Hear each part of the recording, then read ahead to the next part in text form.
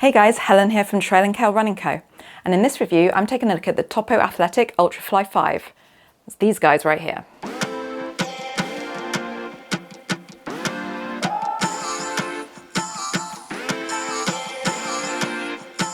So the Ultrafly 5 from Topo Athletic are road running shoes that can also be used for walking and wearing to work. Now these road running shoes are an everyday daily trainer with a difference, and that difference all comes down to the relatively low stack height and drop of these running shoes. So the drop being from heel to toe. It's 5 millimeters in these shoes, which is relatively low for road running shoes, as well as the wide toe box. So I have regular width feet. They're not particularly wide in the toe box.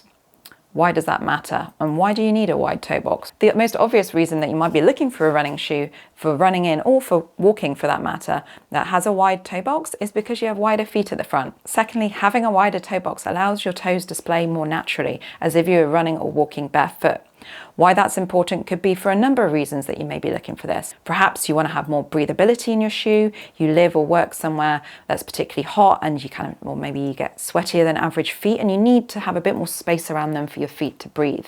If your toes are allowed to splay more naturally and not be compressed into the pointy end of a trainer, then they're going to breathe more easily. You're going to feel like your toes are spreading out and not being compressed and not rubbing on each other as well.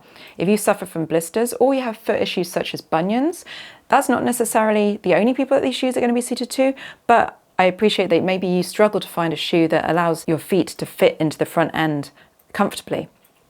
These shoes are going to help you with that, and that's really important. That's a really interesting differentiator for Topo Athletic with these Ultrafly 5s. Other features of the Ultrafly 5, we've got a woven mesh upper that has holes, perforations in it, very small perforations for breathability. We have some pretty straightforward laces here and a really nicely cushioned tongue, which is a similar trend that I've seen on other Topo Athletic running shoes, both road and trail. They have a really good amount of cushioning around the collar and the heel counter of the shoe, as well as the tongue. So you don't feel the laces on the top of your feet at all with these shoes. Now you notice there's no pull tab here on the heel. A lot of people are going to like that because it's a more minimal aesthetic. However, if you do appreciate having the pull tab to help you get the shoes on your feet without pressing down here with your heel, like shoving your foot in the shoe, then that's something for you to consider if you're taking a look at buying these shoes. Looking at the outsole then, you have plenty of tread on these shoes from toe right through to the heel area. Why that's important is because if you're running, walking, or quite simply standing in the shoes, it's good to know that you've got tread on the full length of the shoe. If you're enjoying this review, please give it a like and subscribe to our channel for more running shoe reviews just like this one. Let's move on to talking about the performance of these shoes when running and when walking. So first off, the first thing you notice about these shoes, it really stands out, is as soon as you slip your feet into the shoe, how nice and plush they feel. And this may be surprising considering the shoe has a relatively low stack height. And the way Topo achieves this is with this Ortholite footbed, which is the insert, which you can take out and replace if you need to use orthotics. But this insert is really nice and is fairly plush. That is particularly helpful if you are wanting to wear these shoes if you're doing a lot of standing and walking, so you're using them as a daily trainer, not necessarily as a running shoe, because you've got a lot of support there in the insole and it just feels really nice on your feet. Now then, as a running shoe, these shoes really perform as you would expect them to. So you've got a 5 millimeter drop, you've got a medium level of cushioning, so they're not super plush, super cushioned running shoes. They're shoes that are encouraging you to run more naturally on your mid to forefoot, so landing on this area of the shoe rather than heel striking and toeing off. As I mentioned earlier, you've got a 5 mil drop from heel to toe, you've got a 22 millimeter stack height at the rear, 17 at the front. And you've got a pretty good amount of cushioning throughout the shoe. So I tend to run on my mid to forefoot, and taking these shoes out for a few runs around my local cycle paths and roads around here in Northern California, and they've been performing really well for me. I wouldn't necessarily wear them for any distances of longer than a half marathon or so, because I would rather have a little bit more cushioning when I start to get to those longer durations of time on my feet running. But for these shorter runs, as well as like walking around the neighborhood, these are really comfortable running shoes. Another thing worth noting about them is that they do have a light stability element, which is a feature here on the inside of the heel arch to help with people who may be slightly pronate, that's roll their foot in as they're kind of toeing off when they're running or walking. You've got a little bit of extra support here.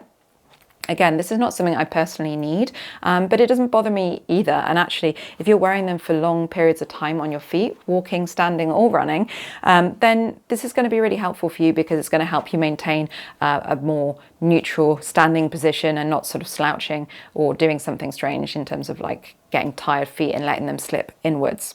Sizing and fit then, so I wear a US Women's 7.5, which is what these shoes are.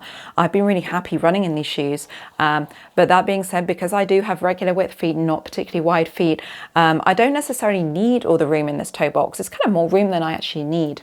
Not a problem because my feet are really well held in place with the laces here, but I do have a little bit of extra length in the shoe overall. So I think if I was getting these shoes again, I'd actually consider going down half a size because I could probably get them a little bit shorter in the length and a little bit smaller in the toe box, just with a slightly smaller size, and I'd have an overall slightly better fit.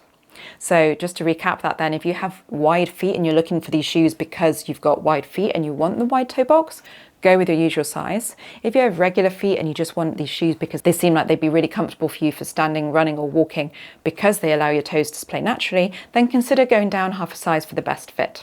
Lastly, on performance then, when we're thinking about running and overall running performance, I'd say that although the insole here is super comfortable, super plush, like I already described, it does affect the responsiveness of the shoe a little bit. And that's kind of to be expected. If you've got something that kind of squishes as you run because it's soft and it's a little bit plush, then almost by definition is taking away a little bit from the responsiveness that you're getting when pushing off the ground as you run.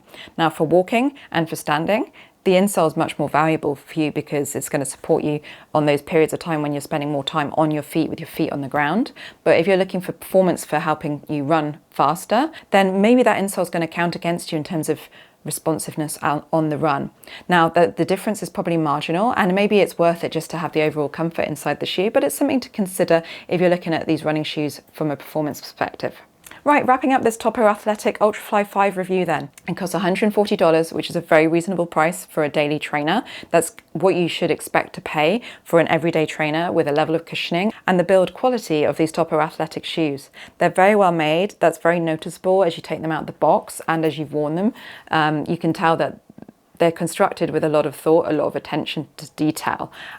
So for $140, you're getting something that's should be pretty durable, should last a good amount of time in terms of the outsole, the midsole, and the upper for that matter. This is a really nice daily trainer.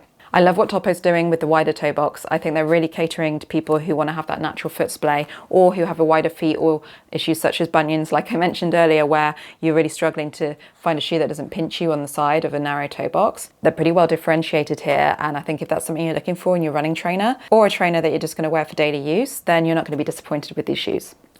Thanks for watching this Topo Athletic Ultrafly 5 review. I hope you found it helpful. If you did, please give it a like, it really helps our channel, and subscribe to our channel for more running shoe reviews just like this one. Thanks for watching, and I'll see you next time.